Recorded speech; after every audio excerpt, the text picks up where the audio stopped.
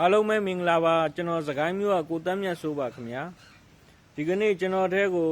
စီစားအိမ်လေးတစီထက်ရောက်ထားပါတယ်ဗျကျွန်တော်ကိုဖုန်းဆက်ပြီးမေးနေကြလို့လိုင်စင်လေးလဲပါရမယ်မော်ဒယ်လေးကလည်းခါရန်လေးဖြစ်ရမယ်ဗျ2019မော်ဒယ်လေးပါ MD1 80 ရပ်ပလက်လေးနဲ့ပါဗျတက်တန်းလေးလဲကြံအောင်မယ်အင်ဂျင်လေးကောင်းပါတယ်ဗျရှင်းနောက်တာယာလည်းမလိုပါဘူးစတက်တောင်ဦးလေးနဲ့စီးရပါမယ်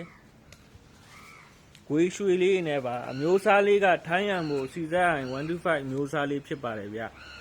ပတ်လည်လေးတွေမှန်ပါသေးတယ်အေရောလေးလည်းသူ့ဟာလေးနဲ့သူမှန်ပါသေးတယ်ဗျာရှင်းနောက်တာယာလည်းမလိုပါဘူးဗျလက်တင်အသုံးပြုလို့ရပါတယ်ဗျာဒီဘိန်းလေးကိုကျွန်တော်စီးပြော့နှုံးပြော့ဈေးလေးနဲ့ပဲရောင်းချပေးပါအောင်မယ်ခင်ဗျ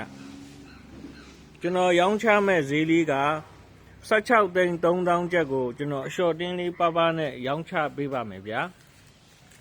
စိတ်ဝင်စားလို့ဝယ်ယူအားပေးခြင်းနဲ့ဆိုရင်ဖြင့်ကျွန်တော်ဖုန်းနံပါတ်0944885606ကိုဆက်သွယ်ဝယ်ယူအားပေးနိုင်ပါတယ်ဗျာ